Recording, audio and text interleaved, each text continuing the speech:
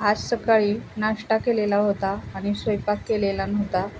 मग मी दुपारचे 2 वाजलेले होते आणि थोडं स्वयंपाक करायला घेतला. भाकरी टाकली आणि आता भाजी काय करावं विचार पडला. पण खूप गरम होतं आणि ऊन खूप लागत होतं आणि त्याच्यामुळे माझं काय हे स्वयंपाकाचं जे रूम आहे ती पत्र्याची रूम आहे आणि याच्यामध्ये तर पत्रे आता खूप तापलेले होते आणि खूप गरम होत होतं.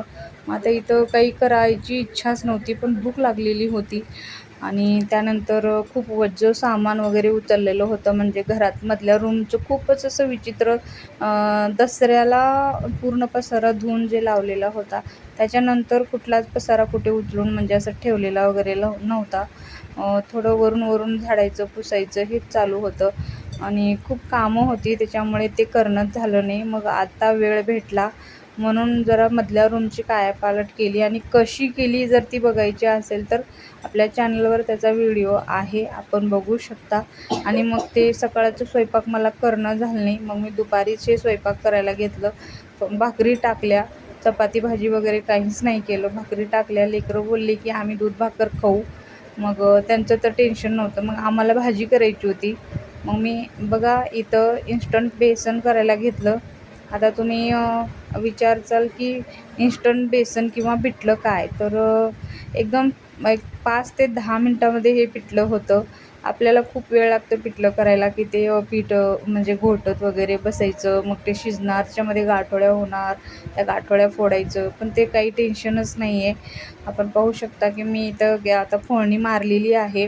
कांदा, हिरवी मिरचीचा ठेचा, लसूण, कोथिंबीरीचं पेस्ट घातलेलं आहे, जिरे मोहऱ्या घातलेल्या आहेत. छान असं इकडं पहा मी मस्त फोडणी मारलेली आहे हिरव्या मिरच्याची. आणि हे बघा ही ती ट्रिक आहे की तुम्हाला फास्ट जर पिठलं करायचं असेल, टाईम नसेल तर हे पिठलं तुम्ही नक्की करा. आता हे जे पीठ आहे आपण तिकडे आदनात घालणार कोरडं आणि मग त्याला घोटणार आहोत. पण मी असं केलेलं नाही. हे पीठ मी इथं एका छोट्याशा पातेल्यामध्ये घेतलं आणि त्याच्यामध्ये 1 कपभर किंवा थोडं जास्त पाणी लागू शकतं थोडंसं.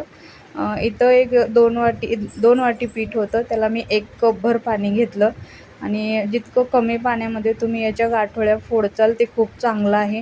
म्हणजे या ज्या गाठोड्या आहेत त्या आपण इथंच ह्या छोट्याशा पातेल्यामध्ये आपल्याला इथं फोडून घ्यायच्या आहेत. तर अगदी थोडंसं मी आणि वरून पाणी घेतलं आहे आणि आपण पाहू शकता की मी हाताने म्हणजे चमच्याच्या मदतीने या सर्व गाठोड्या म्हणजे गाठी होतात त्याच्यामध्ये त्या फोडलेल्या आहेत. आणखीन थोडं पाणी लागलं मला आणि पाणी आता जास्त झालं होतं मला. असं करू नका, पाणी जेवढं लागतं तेवढंच घ्या. आणि मग हे सगळ्या गाठी मी इथंच फोडून घेतल्या. म्हणजे कसं असतं ना, आपण आदण ठेवतो आणि मग त्याच्यामध्ये थोडं पीठ टाकून त्याच्या गाठोड्यात फोडतो. बघा आदण किती सुंदर आलेलं आहे.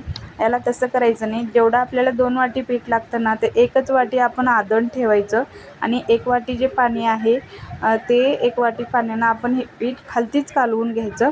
आणि हे बघा हे बॅटर स्मूथ असं बॅटर तयार करायचं आणि थोडं टाकायचं आणि एका हाताने आपल्याला हे घोटून घ्यायचं आहे. म्हणजेच असं छान असं मिक्स करायचं आहे. आणि आपण पाहू शकता की 2 सेकंद फक्त ते जे आपलं मिश्रण आहे आपण त्याच्यामध्ये ओतेपर्यंत हे बघा पिठलं इथं रेडी झालेलं आहे. किती इन्स्टंट, किती फास्ट आहे तुम्ही बघू शकता. 2 सेकंदातच हे बघा इथं घट्ट झालेलं आहे. कुठली गाठोळी याच्यामध्ये नाही. किती छान. हे बघा मी बघूनसुद्धा पूर्ण खंगाळून ह्याच्यामध्ये घातलेलं आहे, म्हणजे धुवून थोडंसं. कारण वाटोळं करायचं नाही आहे आपल्याला. भरपूर पीठ बघण्याला चिटकलेलं असतं. ते आपण त्याला थोडंसं चमच्याने हलवून वगैरे त्याच्यामध्ये घालायचं आहे. वाटोळं करायचं नाही आहे आपल्याला. हे बघा आणि किती छान बघा, किती लगेच घट्टसर झालेलं आहे. एकही गाठोळी नाही. अशा प्रकारे आपलं छान इन्स्टंट पिठलं जे आहे ते तयार होतं. अगदी 10 ते 15च मिनिट लागतील आपल्या करण्यावर आहे.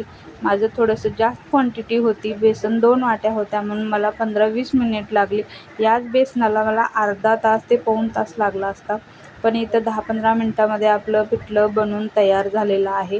छान असं मोठा गॅस करायचा आणि मस्त असं जरा घोटून घ्यायचं 5-10 मिनिट. आणि आपण पाहू शकता की मस्त असं बेसन तयार झालेलं आहे. आणि गरम भाकरी आणि त्याच्यासोबत असं छान असं बेस पिठलं असावं आणि हिरवं मिरच्याचा ठेचा. मग काय जेवण मस्त पोट भरतं.